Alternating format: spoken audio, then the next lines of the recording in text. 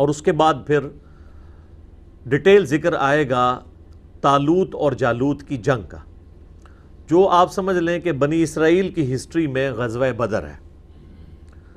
اور مزے کی بات ہے کہ غزوہ بدر میں جس طریقے سے 313 لوگ تھے صحابہ کرام علیہم رضوان میں، صحیح بخاری میں آتا ہے، اور بخاری کی اسی حدیث میں یہ آتا ہے کہ طالوت اور جالوت کی جنگ کے موقع کے اوپر بھی جو مسلمان تھے وہ 313 ہی تھے، اتنی بڑی فوج سے مقابلہ کرنے کے لیے، سابقہ امت مسلمہ بنی اسرائیل۔ اور یہ جنگ جو ہے وہ عین الجالوت کے اندر جنگ ہوئی، اور وہاں پر فتح حاصل کرنے کے بعد بنی اسرائیل کے ایک اور شاندار عہد کا آغاز ہوا سیدنا طالوت علیہ السلام کے ذریعے، اور پھر یہ 16 سال تقریباً انہوں نے حکومت کی۔ طالوت علیہ السلام نے اپنی بیٹی کا نکاح جو ہے وہ سیدنا داود علی نبینا علیہ الصلاۃ والسلام کے ساتھ کیا، اور آلموسٹ اس وقت ان کی عمر آپ سمجھ لیں 20 سال کے قریب تھی۔ پھر 40 سال تک، 16 سال تو طالوت نے حکومت کی، اس سے اگلے 40 سال سیدنا داود علی نبینا علیہ الصلاۃ والسلام نے حکومت کی، اور پھر ان کے بیٹے سیدنا سلیمان علیہ السلام جانشین ہوئے، اور ان کے بھی 40 سال بنتے ہیں۔ یعنی بنی اسرائیل کی جو خلافت راشدہ آپ کہہ لیں آلموسٹ، جو انبیاء کرام علیہم السلام بھی جس میں شامل ہیں، طالوت کے بارے میں تو کوئی کنسنسس نہیں ہے، اور غالب رائے یہی ہے کہ وہ پیغمبر نہیں تھے، ایک پیغمبر کے صحابی تھے سیدنا سموئیل نبی کے، جن کا ذکر بھی اشارتاً یہاں آئے گا نام کے بغیر، ڈیٹیلز ہمیں تورات کے اندر ملتی ہیں۔ داود اور سلیمان علیہم السلام دونوں پیغمبر تھے، دونوں کا دور حکومت 40 سال ہے، اور 16 سال آپ وہ ملا لیں تو آلموسٹ یہ 100 سال کی خلافت راشدہ بنتی ہے بنی اسرائیل کی۔ جس جگہ پہ یہ معرکہ ہوا تھا عین الجالوت، پھر اسلامک ہسٹری میں بھی اسی جگہ پر ایک بہت بڑا معرکہ ہوا، وہ مسلمانوں کی جنگ جو منگولوں کے ساتھ ہوئی۔ سلطان رکن الدین بیبرس نے پہلی دفعہ آپ سمجھ لیں شکست فاش دی منگولوں کو، ورنہ یہ آلموسٹ ان بیٹن تھے۔ اس کے بعد ہی پھر ان کا ڈاؤن فال بھی شروع ہو گیا۔ اس سے پہلے چھوٹی موٹی جھڑپوں میں انہیں ناکامیاں ضرور ہوئیں، لیکن اوورآل ہمیشہ آخری معرکہ منگولوں نے ہی فتح کیا سوائے اس ایک معرکے کے، اور یہ جنگ بھی اسی جگہ پر ہوئی۔ الم تر الی الملأ من بنی اسرائیل من بعد موسیٰ، کیا تم نے نہیں دیکھا اس گروہ کو جو بنی اسرائیل سے تھا موسیٰ علیہ السلام کے بعد، یعنی وہی جو میں نے بتایا سرائے سینا میں جن کی وہ پوری پرورش ہوئی، ایک ان کے یعنی آباء و اجداد تھے، اور ایک یہ لوگ تھے، اور اس کے بعد پھر 12 قبائل سے حکومتیں بنیں، پھر کافروں نے ان پہ حملہ کر کے بنی اسرائیل کی 12 حکومتیں بھی ختم کر دیں، پھر دوبارہ زوال کا ان کے اوپر پیریڈ شروع ہو گیا۔ تو اب دوبارہ سے عروج کی طرف جانے کے لیے انہوں نے کہا اذ قالوا لنبی لہم، جب انہوں نے اپنے وقت کے پیغمبر سے کہا لہم ابعث لنا ملکا نقاتل فی سبیل اللہ، کہ آپ ہمارے لیے کوئی ایک ایسا امیر مقرر کر دیں کہ اس کی سرکردگی میں ہم اللہ کی راہ میں جہاد کریں، کوئی بادشاہ سپہ سالار مقرر کر دیں۔ اب یہاں سوال پیدا ہوتا ہے کہ یہ وقت پیغمبر کیوں نہیں سپہ سالار بنا؟ یہ ہمیں یعنی اس کانٹیکسٹ میں تورات میں ملتا ہے کہ یہ یعنی سیدنا تورات سے مراد اولڈ ٹیسٹمنٹ، جس میں اگلے انبیاء کے صاحب بھی ہیں، ورنہ صرف تورات کی بات کریں تو وہ تو اس واقعے کے بعد نازل ہوئی ہے، داؤد علیہ السلام تو بعد میں منظر عام پہ آئے ہیں۔ اولڈ ٹیسٹمنٹ میں جو سموئیل پیغمبر کے جو صحیفے ہیں نا، اس میں یہ ملتا ہے کہ یہ سموئیل پیغمبر تھے۔ تو انہی کے نام کے اوپر وہ آپ کے ویسٹ انڈیز کا جو پلیئر ہے سیمیل، ہاں تو یہ کرسچنز کے ہاں یہ نام چلتا ہے بنی اسرائیل کی ہسٹری میں، ہم اسے سموئیل کہہ دیتے ہیں اردو کے اندر. تو وہ جو سموئیل پیغمبر تھے وہ کافی بوڑھے ہو چکے تھے، تو ان کو کہا گیا کہ آپ کوئی مقرر کریں. ہمارے نبی علیہ السلام کے کیس میں بھی آپ دیکھیں، آپ علیہ السلام تو چند ایک میدان جنگ میں سامنے آئے نا، ادروائز آپ علیہ السلام خود تلوار لے کے تو میدان جنگ میں نہیں آتے تھے. صحابہ کرام تو یہ رسک نہیں لیتے تھے کہ آپ صلی اللہ علیہ وآلہ وسلم کو فرنٹ پہ لے کے آئیں، وہ تو آخری وقت تک، ایون غزوہ بدر کے موقع پہ بھی آپ کا خیمہ تو پیچھے لگا ہوا تھا، وہ تو احد کے اندر بھگدڑ مچ گئی تو کافر نبی علیہ السلام تک پہنچے، وہ ایک ایکسیپشنل کیس تھا. اس طریقے سے غزوہ حنین کے موقع پہ چونکہ 12,000 کا لشکر ہی تتر بتر ہو گیا، تو نبی علیہ السلام تو چونکہ لیڈر تھے تو آپ نے فرنٹ سے لیڈ کیا اور خود آگے گئے. اور پھر قرآن میں آتا ہے بس ایک مٹھی پھر آپ نے کنکریوں کی پھینکی تھی، وَمَا رَمَيْتَ اِذْ رَمَيْتَ وَلَٰكِنَّ اللَّهَ رَمَىٰ، تو وہ سارے کے سارے اندھے ہی ہو گئے سامنے. تو یہاں پر وہ پیغمبر بوڑھے ہو چکے تھے تو ان سے ریکویسٹ کی گئی کہ آپ ایک کوئی ینگ سا سپہ سالار ہمارے لیے مقرر کریں، ہم اس کی سرکردگی میں مل کے تو دوبارہ سے اپنی کھوئی ہوئی جو سرزمین ہے شام کی وہ حاصل کر لیں. تو اب وہ پیغمبر کیا کہہ رہے ہیں، ظاہر ہے ان کی مینٹیلٹی کو تو سمجھتے تھے نا. قال هل عصیتم ان کتب علیکم القتال اللہ تقاتلوا، ان کا ایسا نہ ہو کہ میں اللہ سے ریکویسٹ کروں اور وہ کوئی مقرر کر دے قتال تمہارے اوپر اور پھر تم قتال سے ہی منکر ہو جاؤ، کیونکہ تمہارے بزرگوں کی بھی پیچھے ہسٹری یہی ہے، یہی کیا تھا نا انہوں نے. حضرت موسیٰ علیہ السلام کو بھی چٹا جواب دے دیا تھا، تو وہ ان کے ذہن میں ہسٹری تھی. قالوا وما لنا الا نقاتل فی سبیل اللہ، وہ کہنے لگے کہ یہ کیسے ہو سکتا ہے بھلا کہ ہم جہاد سے منکر ہو جائیں. وقد اخرجنا من دیارنا وابنائنا، جبکہ ہمیں ہمارے گھروں سے نکال دیا گیا، ہماری اولادوں سے ہمیں محروم کر دیا گیا، ان پہ اتنے ظلم ہم پہ کافروں نے کیے ہیں، تو اب تو ہمارے پاس کوئی اور چارہ ہی نہیں ہے کہ ہم اپنی سرزمین دوبارہ سے حاصل کریں. لیکن سر یہ نعرے ہی ہوتے ہیں، صرف پریکٹیکلی جب برا وقت آتا ہے نا تو معاملات کو لے کے چلنا بڑا مشکل ہو جاتا ہے. یہاں پہ بھی آپ دیکھیں کتنے لوگ گلے پھاڑ پھاڑ کے نعرے لگاتے ہیں، لیکن پریکٹیکلی جب دین پہ چلنے کی باری آتی ہے تو ان کے لیے چلنا مشکل ہو جاتا ہے. اور وہی ہوا، فلما کتب علیہم القتال، جب ہم نے ان پر قتال فرض کر دیا، تولوا الا قلیلا منہم، تو سب کے سب منہ پھیر گئے بجز چند لوگوں کے. واللہ علیم بالظالمین، اور اللہ تعالیٰ خوب جانتا ہے ظالموں کو. یعنی کون سے مخلص لوگ تھے اور کون سے لوگ مخلص نہیں تھے، اللہ تعالیٰ خوب جانتا ہے ان کو. لیکن سر اس کے اگینسٹ ہمارے محبوب صلی اللہ علیہ وآلہ وسلم کو جو اصحاب ملے ہیں نا جی، ان کی کوالٹیز ایکسٹرا آرڈنری تھی، اور انہوں نے کسی موقع پر نبی صلی اللہ علیہ وآلہ وسلم کو پیٹھ نہیں دکھائی. ایک وقتی طور پر بھگدڑ کا مچ جانا غزوہ احد پہ یا حنین کے موقع پہ، یہ چند ایک چھوٹے چھوٹے واقعات ہیں، اوورال ایسا نہیں تھا. نبی صلی اللہ علیہ وآلہ وسلم کی مبارک زندگی میں سب سے مشکل جو جہاد تھا نا، جسے اللہ تعالیٰ نے خود قرآن میں جیش العسرہ کہا ہے، تنگی والا جہاد، وہ غزوہ تبوک تھا. کیونکہ مقابلے پر بھی اس وقت کی سب سے بڑی سپر پاور تھی، رومن امپائر تھی، اور 1.5 لاکھ کی ان کی فوج مکمل اکوپمنٹس کے ساتھ. اور یہاں پہ اکثر لوگ پیدل ہیں، اور اتنا لمبا سفر 700 کلومیٹر کا تبوک کا مدینہ شریف سے، پھر بھی انہوں نے استقامت دکھائی. 30,000 کے قریب لوگ نبی علیہ السلام کے ساتھ نکلے.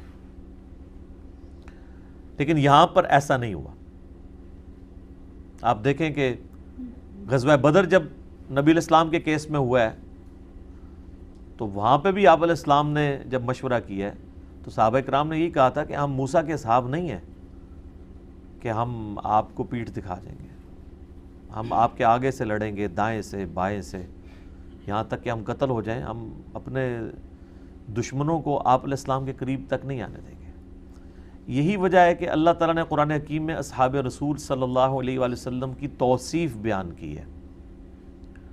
محمد الرسول اللہ والذین معہ اشداء علی الکفار رحماء بینہم، اور پھر آگے اللہ تعالیٰ نے فرمایا کہ ان کی یہ خصوصیات کا ذکر ہم نے تورات اور انجیل میں بھی کیا تھا کہ بڑے کمیٹڈ لوگ آپ علیہ السلام کو ملیں گے، کیونکہ آپ علیہ السلام کو اللہ تعالیٰ نے قتال کے ساتھ، تلوار کے ساتھ مبعوث کیا تھا۔ آپ سے کام بہت غیر معمولی لینا تھا، غلبہ دین کروانا تھا، اور رومن اور پرشین امپائر کو اکھڑوانا تھا۔ اس کے لیے چیز ضروری تھی کہ آپ کے ساتھ ایسے لوگ ہوں جو قتال سے بھاگے نہیں، جان لوٹانے سے ڈرے نہ، دلیری کے ساتھ وہ اپنی جانیں جو ہیں وہ اللہ کے حضور پیش کرنے کے لیے تیار ہو جائیں۔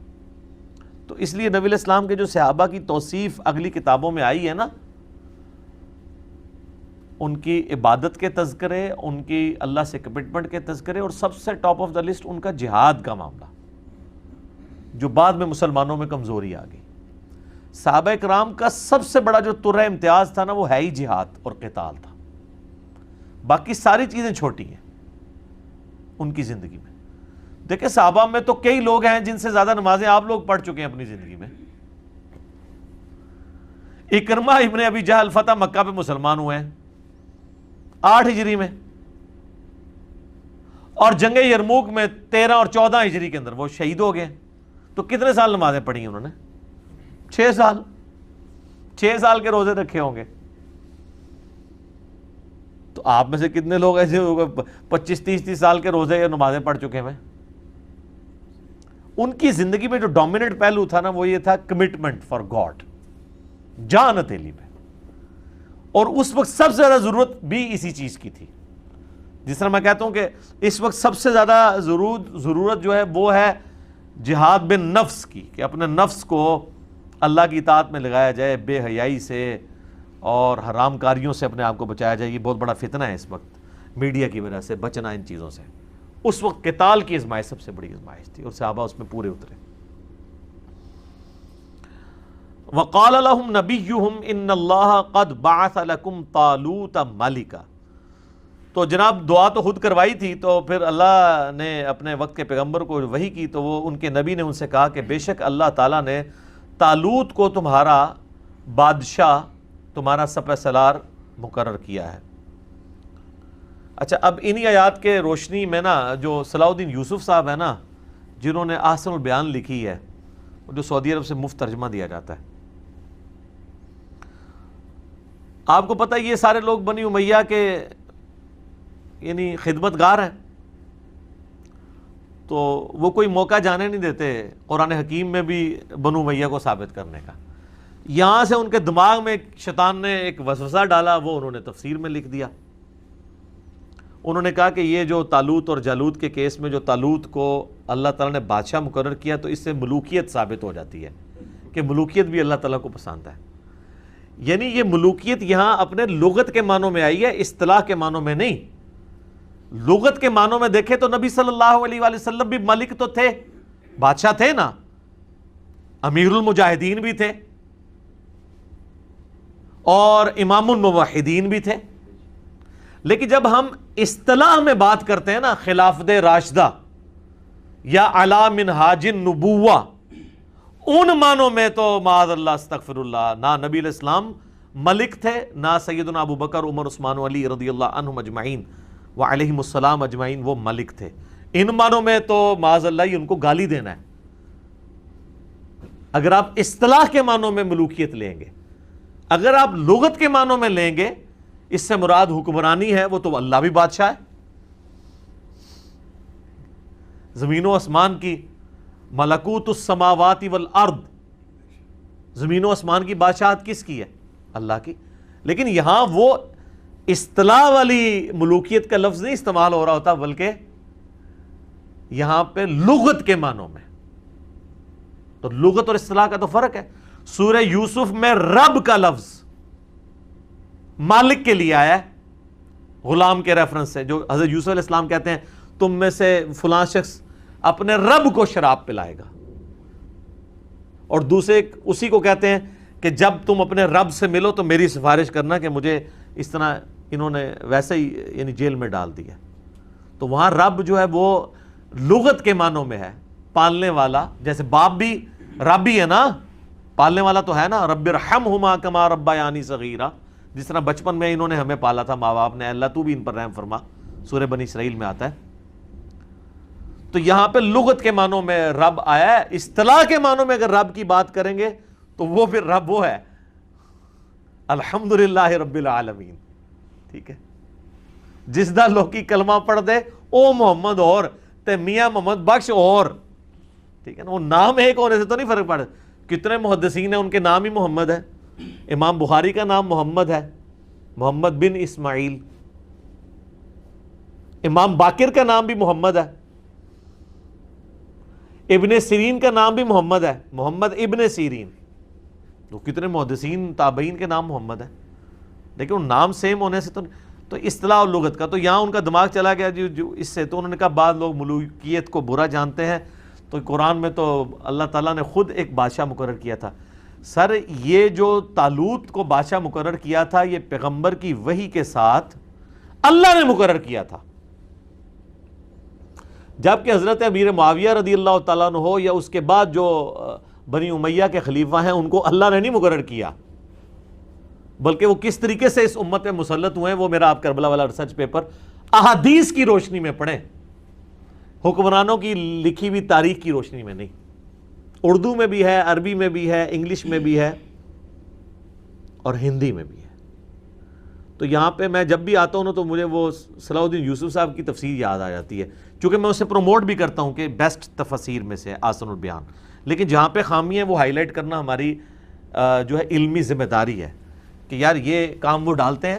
تو وہ اگر ملوکیت کا لفظ لیں تو ان کو کہیں کہ آپ جس ملک کی بات کر رہے ہیں ان معنوں میں تو خیر سورہ آل عمران میں آیا ہے کہ وَتُعِزُّ مَن تَشَاءُ وَتُذِلُّ مَن تَشَاءُ، اللہ تعالیٰ جس کو چاہتا ہے عزت دیتا ہے، جسے چاہتا ہے ذلت. اس کا سٹارٹ ہی سے ہو رہا ہے کہ اے ملک کے مالک تو جسے ملک دے تیری مرضی، جس سے چھین لے تیری مرضی، کسی کو عزت دے تیری مرضی، کسی سے عزت چھین لے تیری مرضی، تیرے ہاتھ میں ساری بادشاہی ہے. وہ تو فرعون کو بھی اللہ تعالیٰ نے بادشاہی دی ہوئی تھی، لیکن فرعون اللہ کا ریپرزینٹیٹو نہیں تھا دنیا کے اوپر، یہ ذہن میں رکھیے گا. تو یہ والی ملوکیت اگر انبیاء کی کو ثابت کرتا ہے انبیاء کے کانٹیکسٹ میں ان کا بادشاہ مقرر کرنا تو یہ وحی کے ذریعے تھا، لہٰذا اس کا معاملہ اس کے ساتھ کمپیئر نہیں ہو سکتا. قالوا انا یکون لہ الملک، وہ کہنے لگے کہ کس طرح اس کے ہمارے اوپر وہ امیر مقرر ہو سکتا ہے، علینا ہم پر، ونحن احق بالملک، جبکہ ہم زیادہ جو ہے وہ امارت کے حقدار ہیں کہ ہم جو ہے وہ امیر بنیں، منہ اس سے، وَلَمْ يُؤْتَ سَعَةً مِّنَ الْمَالِ، اور اسے نہ تو مال میں کوئی وسعت دی گئی ہے، یعنی وہ کہنے لگے نہ تو اس کا حسب نسب اس اعتبار سے کوئی ہمارے والا کوئی اعلیٰ ہے اور نہ اس کے پاس مال ہے، تو وہ کیسے طالوت جو ہے وہ ہمارے اوپر امیر مقرر ہو سکتا ہے. قال ان اللہ اصطفاہ علیکم، تو وہ پیغمبر نے جواب دیا کہ بے شک اللہ تعالیٰ نے اسے تم پر چن لیا ہے، وزادہ بسطۃ فی العلم والجسم، اور اسے تم پر فوقیت دی ہے جسم کی کشادگی میں بھی اور علم کی بھی. علم کا ذکر پہلے آیا، علم بھی اس کا تم سے زیادہ ہے اور اس کے اندر طاقت بھی زیادہ ہے. ظاہر ہے وہ اب میدان جنگ کی باری آ رہی ہے تو پھر ایسا بندہ چنا جائے گا نا جو علم اور جسم رکھنے والا ہو. اچھا انہی آیات کی روشنی میں شیعہ نے جو ہے وہ حضرت علی کی خلافت ثابت کی ہے. وہ کہتے ہیں کہ سیدنا علی جو تھے ان کا علم بھی باقی صحابہ سے زیادہ تھا اور طاقت بھی آپ دیکھ لیں جتنے بڑے بڑے معرکے ہیں وہ حضرت علی نے آپ کو جتائے ہیں.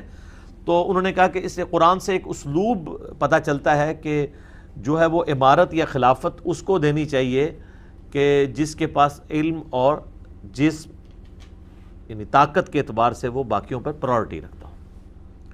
تو اگر یعنی ایک اصول اور مبادی کے طور پر دیکھا جائے تو بالکل ٹھیک ہے یہ بات ان کی، اور میرا تو موقف بھی ہے، میری تو ویڈیوز بھی ریکارڈڈ موجود ہیں کہ اگر نبی علیہ السلام کے بعد سیدنا علی کو خلیفہ چن لیا جاتا تو اس میں کوئی ایسی حرج والی بات بھی نہیں تھی. لیکن چونکہ نبی علیہ السلام کی تربیت ایسی تھی کہ آپ علیہ السلام نے جو جسے کہتے ہیں نا اقربا پروری، اس کو کبھی بھی اپنے قریب نہیں آنے دیا.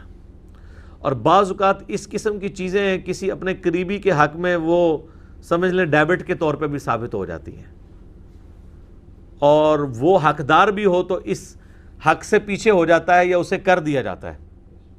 ٹھیک ہے، جو بخاری میں آتا ہے نا کہ حضرت عباس ابن عبد المطلب کہتے ہیں کہ آؤ رسول اللہ سے جا کے ہم مانگ لیتے ہیں خلافت میں کوئی حصہ. انہوں نے کہا رسول اللہ صلی اللہ علیہ وسلم نے اگر انکار کر دیا تو ان کی امت بنو ہاشم کو کبھی بھی خلیفہ نہیں بننے دے گی.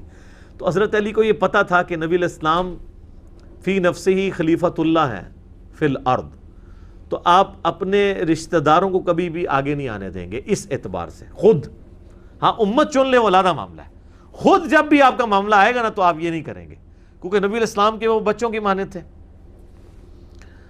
تو لہٰذا اس سے آپ علمی دلیل تو ضرور پکڑ سکتے ہیں، لیکن اس سے اگر کوئی شخص کہے کہ اجماع صحابہ انکلوڈنگ خود سیدنا علی کا بھی ابو بکر عمر عثمان کی بیعت کر لینا وہ قرآن کے خلاف تھا، تو پھر آپ کا دوسرا ایکسٹریم رویہ ہوگا. ہم تو درمیان میں اس معاملے میں کہ اس طرف بھی موقف اڈاپٹ کیا جا سکتا تھا اور کیوں نہیں کیا گیا، اس کے پیچھے وہ والا معاملہ موجود تھا. تو دونوں معاملات اپنی جگہ درست ہیں. واللہ یؤتی ملکہ من یشاء، اور اللہ تعالیٰ جسے چاہتا ہے اپنا ملک عطا فرماتا ہے. واللہ واسع علیم، اور اللہ تعالیٰ وسعت والا اور علم والا ہے.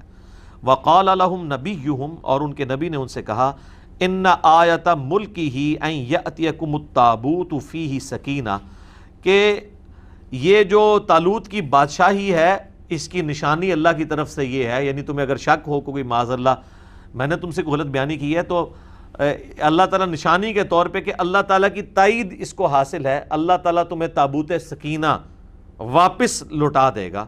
وہ تابوت جس میں تمہارے لیے سینوں کا سکون ہے، من ربکم، تمہاری رب کی طرف سے.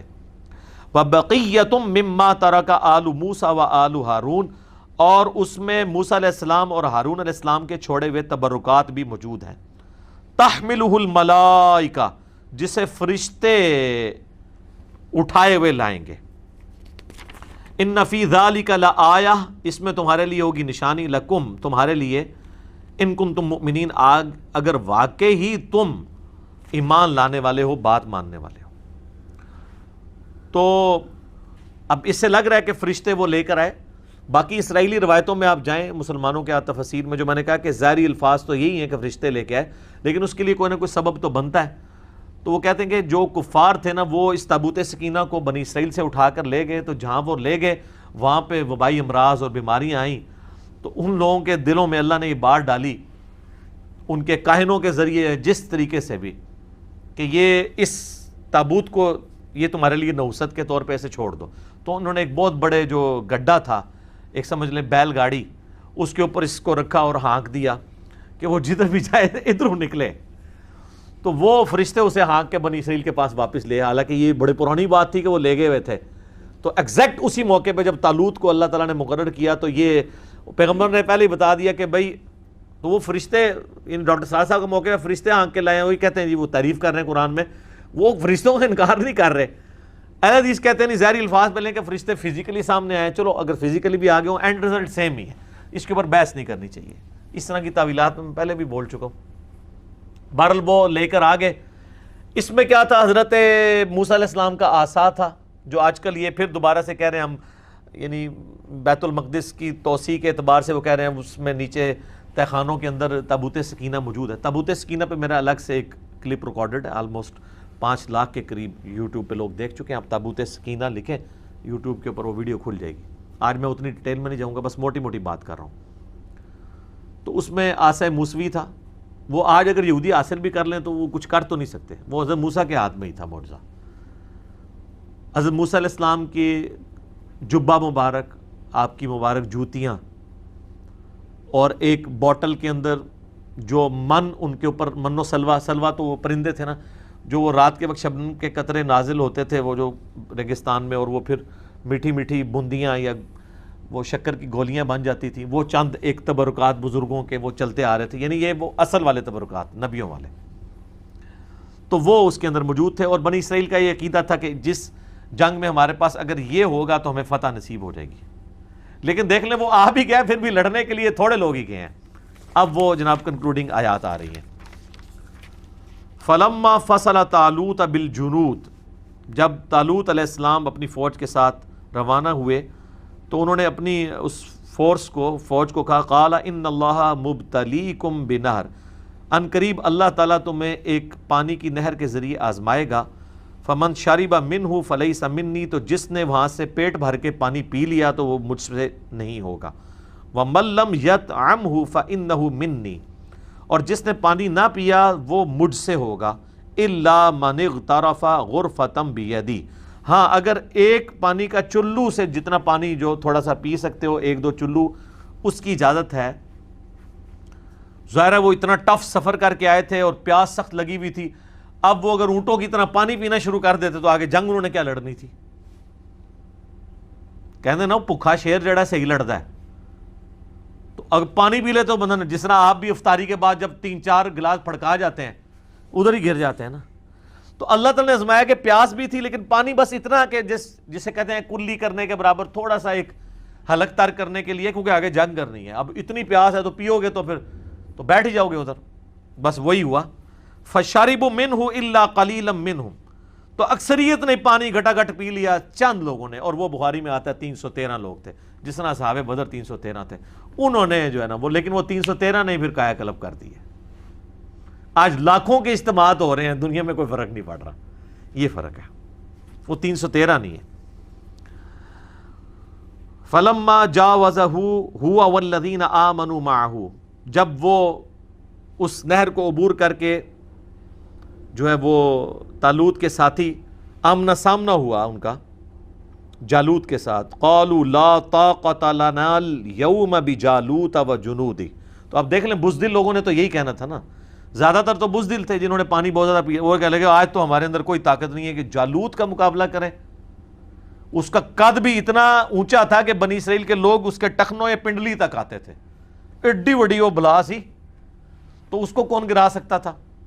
پھر اس نے زیرہ بھی پہنی ہوئی ہوتی تھی، فل زیرہ کے اندر ہوتا تھا، ایک آنکھ کا حصہ اس نے صرف چھوڑا ہوتا تھا جس سے وہ دیکھتا تھا، تو اس سے تو اکیلے سے کوئی نہیں لڑ سکتا تھا، اور پھر اتنا بڑا لشکر۔ قال الذین یظنون انہم ملاقو اللہ، لیکن وہ لوگ جنہیں یہ یقین ہے کہ مر کے اپنے رب کے پاس جانا ہے، وہ جو 313 تھے، وہ کہنے لگے کم من فئۃ قلیلۃ غلبت فئۃ کثیرہ باذن اللہ، اور کئی دفعہ ہوا ہے کہ چھوٹی سی جماعت نے بہت بڑے لشکر کو اللہ کے اذن سے شکست دے دی ہے، یہ تم کیا بات کر رہے ہو کہ اس کو ہم شکست نہیں دے سکتے؟ واللہ مع الصابرین، اور اللہ تعالیٰ صبر کرنے والوں کے ساتھ ہے۔ ولما برزوا لجالوت، جب جالوت سے ان کا مقابلہ ہوا، گولیت اس کا آپ کو بائبل میں یعنی اولڈ ٹیسٹمنٹ کے اندر آپ کو یہ نام مل جائے گا، وجنودہ، اور اس کی فوج کے سامنے، تو اہل ایمان نے کہا قالوا ربنا افرغ علینا صبرا، اے اللہ ہم پہ صبر انڈیل دے، وثبت اقدامنا، اور ہمارے پاؤں کو مضبوط کر دے، فانصرنا علی القوم الکافرین، اور ہمیں کافروں کے مقابلے پہ مدد عطا فرما، آمین۔ سر یہ دعا غزوہ بدر سے پہلے یہ نازل ہوا ہے سب کچھ، تو مسلمانوں کو بھی اللہ نے دعا سکھا دی تھی کہ تمہارے اوپر بھی بدر والا معاملہ آنے والا ہے تو تم نے یہی دعا مانگنی، پھر صحابہ کرام نے یہی دعا مانگی اور اللہ تعالیٰ نے مسلمانوں کو بھی فتح دی۔ فَهَزَمُوهُمْ بِإِذْنِ اللَّهِ، پس انہوں نے شکست دے دی اللہ کے اذن سے جالوت کی قوم کو اور اس کی فوج کو۔ وَقَتَلَ دَاوُودَ جالوت، اور داؤد نے جالوت کو قتل کیا۔ یہ داؤد علیہ السلام کی عمر اس وقت کہتے ہیں 16 سال تھی، اسرائیلی روایتوں میں آتا ہے، اور گڈریے تھے، بھیڑ بکریاں پالا کرتے تھے، ان کے پاس ایک گوپیا ہوا کرتا تھا، ایک چمڑے کا بنا ہوا، ایک سمجھ لیں ایک ہاتھ سا، جس میں وہ پتھر رکھ کے اور ساتھ رسی باندھ کے نا یوں گھما کے پھینکتے تھے۔ پرانے زمانے میں لوگ اسی طریقے سے شکار کیا کرتے تھے، یا گلیل ہوتی تھی یا تیر کے ساتھ۔ یہ بچپن سے چونکہ اس کے ماہر ہوئے ہوئے تھے، ان کا نشانہ بہت زبردست تھا، اور یہ شیروں کے اور بھیڑیوں کے جبڑے توڑ دیتے تھے ایک پتھر کے ذریعے رکھ کے، تو اتنا زبردست نشانہ تھا۔ تو بس انہوں نے اپنی ایکسپرٹی استعمال کی، وہ ایک اونچی جگہ پہ پہاڑ پہ یا ٹیلے پہ چڑھ گئے، اور یہاں پہ لوگ یعنی گھبرائے ہوئے ہیں کہ اس کو جالوت کو کیسے گرائیں گے۔ انہوں نے کہا اس نامختون کا جو انجام میرے ہاتھوں ہوگا، یعنی یہ بنی اسرائیل کے لوگ اپنے مخالفین کے لیے ایک نٹوریس ورڈ کے طور پہ استعمال کرتے تھے کہ ہم ابراہیمی ختنے کرواتے ہیں اور یہ نامختون ہے۔ تو انہوں نے پھر اس گوپیے کے اندر وہ پتھر رکھ کے جب رسی گھمائی اور پھینکا تو وہ جو ایک ہی آنکھ کی جگہ میں نے بتائی ہے نا تھی نا، وہ نشانہ ایسا تھا کہ وہ آنکھ سے وہ انٹر ہوا اس کے دماغ میں چلا گیا. دماغ میں کوئی چیز چلی ہے تو وہ بڑے سے بڑی بھی کوئی بلا چیز ہو تو وہ حضرت داؤد علیہ السلام جو ہے وہ اس طرح منظر عام پہ آگے. کیونکہ طالوت علیہ السلام تھے تو انہوں نے پھر بعد میں اپنی 16 سال تو انہوں نے حکومت کی اور اپنی بیٹی کا نکاح بھی حضرت داؤد کے ساتھ کر دیا، اس سے پھر حضرت سلیمان پیدا ہوئے. تو حضرت داؤد علیہ السلام اس طریقے سے منظر عام پہ آئے. وَقَتَلَ دَاوُودَ جالوت، اور قتل کر دیا داود نے جالوت کو. وَآتَاهُ اللَّهُ الْمُلْكَ وَالْحِكْمَةَ، تو اللہ تعالیٰ نے انہیں بادشاہی بھی عطا کی اور حکمت بھی، نبوت عطا کی. وَعَلَّمَهُ مِمَّا يَشَاءُ، اور اللہ تعالیٰ نے جو چاہا ان کو سکھا دیا. اب دیکھیں طالوت تو پیغمبر نہیں تھے لیکن ان کا داماد پیغمبر ہوا حضرت داود علیہ السلام. اور پھر یہ بنی اسرائیل کی ہسٹری، یعنی طالوت 16 ایئرز، جالوت یعنی اس کے بعد داود علیہ السلام جنہوں نے جالوت کو قتل کیا تھا 40 سال، پھر ان کے آگے بیٹے 40 سال سلیمان علیہ السلام. لیکن سلیمان علیہ السلام کے پھر 2 بیٹوں میں اختلاف ہو گیا، وہ پیغمبر تو نہیں تھے اور وہ پھر 2 ریاستیں جو ہے وہ قائم ہو گئی. اور پھر آہستہ آہستہ ان کے اندر وہی معاملات شروع ہوئے، پھر ان کی حکومت ختم ہو گئی. پھر اللہ تعالیٰ نے حضرت عزیر علیہ السلام کو ان میں مبعوث کیا. پھر ان کی دعا کی برکت سے دوبارہ سے پھر بنی اسرائیل کو عروج ملا، اور وہ عروج جو ہے وہ حضرت سلیمان علیہ السلام اور حضرت داؤد علیہ السلام کی جو سلطنت تھی اس کے مقابلے کا ایک عروج دوبارہ سے انہیں ملا. وَلَوْلَا دَفْعُ اللَّهِ النَّاسَ بَعْضَهُمْ بِبَعْضٍ، اور اگر اللہ تعالیٰ بعض لوگوں کو بعض کے ذریعے نہ ہٹاتا رہتا، لَفَسَدَتِ الْأَرْض، تو زمین پہ فساد برپا ہو جاتا. وَلَكِنَّ اللَّهَ ذُو فَضْلٍ عَلَى الْعَالَمِينَ، لیکن اللہ تعالیٰ اپنے فضل و کرم فرمانے والا ہے سارے جہان والوں پر. اچھا، اسی سے ملتی جلتی ایک آیت جو ہے وہ سورہ حج میں بھی 40 نمبر آیت ہے کہ اگر اللہ تعالیٰ قتال کے ذریعے بعض کو بعض میں مسلط نہ کرتا تو زمین پر کوئی بھی اللہ کی عبادت گاہیں جو اللہ کے ذکر کے لیے بنائی گئی ہیں، معبد ہوں، گرجے ہوں، کلیسا ہوں یا مسجدیں، یہ سلامت نہ رہتی. جو میں نے وہ کرتارپور والے اپنی ویڈیوز کے اندر بھی جس آیت کی کوٹیشن یعنی میں نے اس میں کوٹ کیا تھا، تو یہاں پہ بھی اللہ تعالیٰ فرما رہا ہے کہ اللہ تعالیٰ یعنی قتال کے ذریعے یہ سب کچھ کرتا ہے. اللہ تعالیٰ چاہے تو خود بھی کر سکتا ہے معجزانہ طور پہ، لیکن اس کی سنت یہ ہے کہ وہ لوگوں کے ذریعے سارے معاملات کو لے کے چل رہا ہوتا ہے. تِلْکَ آیات اللہ نتلوها علیک بالحق، یہ اللہ کی آیات ہیں جو اے نبی علیہ السلام ہم آپ پر حق کے ساتھ پڑھ رہے ہیں. وَإِنَّكَ لَمِنَ الْمُرْسَلِينَ، اور بے شک آپ اللہ کے رسولوں میں سے ہیں. علیہم السلام اجمعین. سبحان ربک رب العزت عما یصفون وسلام علی المرسلین والحمد للہ رب العالمین. اچھا، اس آیت کا مقصد کیا تھا یہاں پہ کہ نبی علیہ السلام ایک ایسا واقعہ بیان کر رہے ہیں جو آپ علیہ السلام کی پیدائش سے بھی 1000 سال سے بھی زیادہ پرانا واقعہ ہے. آپ علیہ السلام امی ہیں، لکھنا پڑھنا نہیں جانتے، اور بنی اسرائیل کی ہسٹری کے جو واقعات ہیں وہ کس طریقے سے پرفیکشن کے ساتھ بیان کر رہے ہیں، یہ اس بات کا ثبوت ہے کہ آپ علیہ السلام پہ اللہ کی طرف سے وحی نازل ہوتی ہے. یہ ہے تِلْکَ آیات اللہ نتلوها علیک بالحق، یہ اللہ کی آیات ہیں جو پڑھ پڑھ کے آپ کو بتائی جا رہی ہیں. آپ کی تو پیدائش سے بھی 1000 سال پرانا ایک واقعہ ہے. وہاں کیا ہوا تھا، کون کس کے سامنے آیا، کس نے کس کو شکست دی، کیا دعائیں کی، وہاں پہ تابوت سکینہ کیا تھا، یہ تو آپ کو پتہ ہی نہیں ہے. نہ یہ عرب کے کلچر کی چیز تھی جو حضور علیہ السلام کو بچپن میں کوئی سٹوری سننے سے ملی ہوتی. یہ اللہ کی آیات ہیں جو حق کے ساتھ آپ پہ تلاوت کی جا رہی ہیں، اور بے شک آپ اللہ کے رسولوں میں سے ہیں. یعنی یہ وہی اس بات کا ثبوت ہے کہ آپ اللہ کے پیغمبر ہیں. اچھا، یہ تو ایک ایسپیکٹ ہے اس کا اگر آپ کریٹیکل انالیسس دیکھنا چاہیں نا ان سارے واقعات کا، بنی اسرائیل کا، انکلوڈنگ یہ جو واقعہ تھا طالوت اور جالوت کا، آپ تفہیم القرآن پڑھیں. اس میں انہوں نے باقاعدہ قرآنک ورژن آف طالوت اور جالوت کی جو جنگ ہوئی تھی اس کو کمپیئر کروایا بنی اسرائیل کے ساتھ، کیونکہ یہ واقعات اولڈ ٹیسٹمنٹ میں بھی ملتے ہیں اور اس میں کچھ واقعات تھوڑے بہت مختلف بھی ہوتے ہیں، تو وہ پھر کمپیریزن کرواتے ہیں. اور پھر جو کافروں کے اعتراضات ہوتے ہیں قرآن کے اوپر کہ جی قرآن پاک جو ہے وہ ہسٹری غلط بیان کر رہا ہے کیونکہ اولڈ ٹیسٹمنٹ میں یہ یوں لکھی ہوئی ہے. بھئی ہم تو مانتے ہیں کہ وہ ٹیمپرڈ فارم میں ہے اور اس کی حفاظت بھی ویسے نہیں ہے.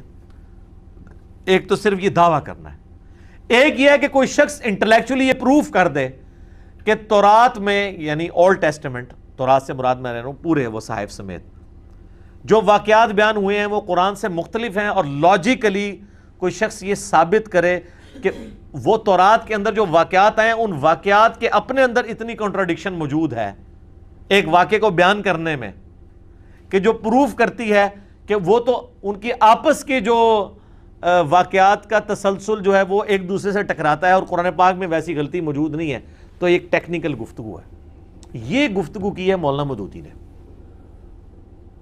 اور سر یہ وہ اعزاز ہے جو مودودی صاحب کو حاصل ہے. آپ اسلامک ہسٹری میں ساری قرآن کی تفسیر اٹھا لیں, ابن جریر طبری سے لے کے ابن کثیر تک, بڑے بڑے بزرگوں کی. آج تو ان میں سے کئی ایک اردو ترجمے کے ساتھ اویلیبل ہے نا. تفسیر ابن کثیر کے اوپر بہت لوگ کہتے ہیں نا جی بہت اچھی تفسیر ہے, میں بھی کہتا ہوں روایات کے اعتبار سے. لیکن تفسیر ابن کثیر میں ایک بہت بڑی جو خامی ہے نا وہ یہ ہے, ہمیں وہ کچھ عرصہ پہلے اکیڈمی میں امریکہ سے فون بھی آیا ایک بندے کا, اس نے کہا کہ جی ہم جب قرآن پڑھتے ہیں تو بنی اسرائیل کے واقعات ملتے ہیں, تو اور قرآن پاک اس کا ایک خاص واقعہ بیان کرتا ہے کہ جی یہود کے علماء سے پوچھ لو, تو جب ہم وہاں پہ جاتے ہیں تو ہم ان کو کیسے بتائیں کہ بھی تمہاری کتابوں میں یہ لکھا ہوا ہے. تو میں نے کہا اس میں آپ کی اس بزرگوں کی ساری تفسیریں فیل ہیں. اس کے لیے ایک ہی دنیا میں تفسیر ہے, وہ تفہیم القرآن ہے, جس میں انہوں نے پوری وہ تورات, انجیل اور وہ اولڈ ٹیسٹمنٹ, نیو ٹیسٹمنٹ کو پڑھ کے انہوں نے وہ سارے واقعات ڈھونڈے ہیں مودودی صاحب نے, اور باقاعدہ وہ ترجمے کے ساتھ لگائے ہیں چیپٹر میں.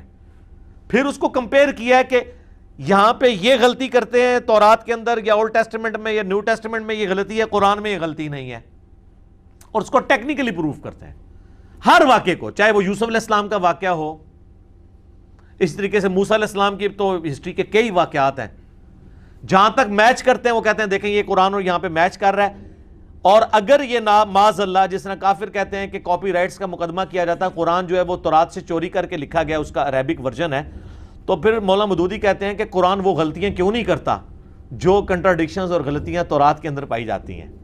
یہ اس بات کا ثبوت ہے کہ یہ اللہ کی وہ کتاب ہے جو محفوظ ہے, یہ کسی مولوی کی لکھی ہوئی نہیں ہے, یہ نبی علیہ السلام اس کے رائٹر نہیں, بلکہ یہ اللہ کی طرف سے نازل ہوئی ہے آپ کے اوپر, اور آپ کے پاس جو کتاب ہے وہ اللہ تعالیٰ کی کتاب کا ٹیمپرڈ ورژن ہے, اس لیے اس میں ٹیکنیکلی کئی غلطیاں موجود ہیں, اور وہ غلطیوں کو ہائی لائٹ کرتے ہیں. اور وہ ایک عام تھوڑا پڑھا لکھا بندہ اس کو پڑھے گا نا تو اس کو واقعی پتہ چل جائے گا کہ یار یہ تو صرف اس طرح.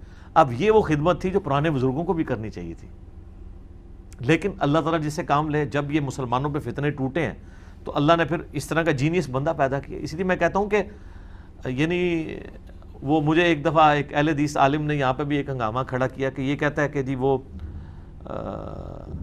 جو مولانا مودودی ہیں یہ یعنی حافظ ابن کثیر سے بھی افضل ہیں. ٹھیک ہے, تو میں نے اس پہ پھر ان کو نا وہ ترکی بترکی جواب دیا تھا. میں نے کہا یہ تو آپ بہت بڑی بات کر رہے ہیں, معاذ اللہ میں تو یہ بھی کہنے کے لیے تیار نہیں کہ حافظ ابن کثیر مولانا مودودی سے افضل ہے. یہ میں نے ان کو اینٹی وینم دیا. یہ کون دعویٰ کر سکتا ہے؟ یہ تو اللہ کو پتا ہے, یہ کوئی صحابہ تابعین کی تو بات نہیں ہو رہی. تو میں نے کہا میں تو یہ بھی دعویٰ نہیں کرتا کہ حافظ ابن کثیر مولانا مودودی سے افضل ہے, تو میں یہ کیسے دعویٰ کروں گا کہ مودودی صاحب مولانا ان سے حافظ ابن کثیر سے افضل ہو سکتے ہیں. ہاں رہا تفسیر کا معاملہ, تو وہ میں کہوں گا کہ وہ تفسیر کئی پہلوؤں کے اعتبار سے جو تفہیم القرآن ہے وہ پرانی ساری تفسیر سے بہتر ہے. کئی ایک پہلو جن میں یہ بہت بڑا پہلو ہے جو مکمل طور پہ پوری قرآن کی تفسیر میں آپ کو مسنگ نظر آئے گا, پرانی ساری تفسیر میں. کام تو یہ تھا نہ کرنے کا, یہ مشکل کام تھا, دوسروں کی کتابوں کو پڑھ کے اور پھر اس کا کمپیریزن کرنا. سر اس طرح سے تو کوئی انجینئر ڈاکٹر چاہیے تھا نا, جینیس بندہ چاہیے تھا نا, اور وہ مودودی صاحب نے بہت بڑا کارنامہ کیا. اللہ تعالیٰ ان کو جزائے خیر دے.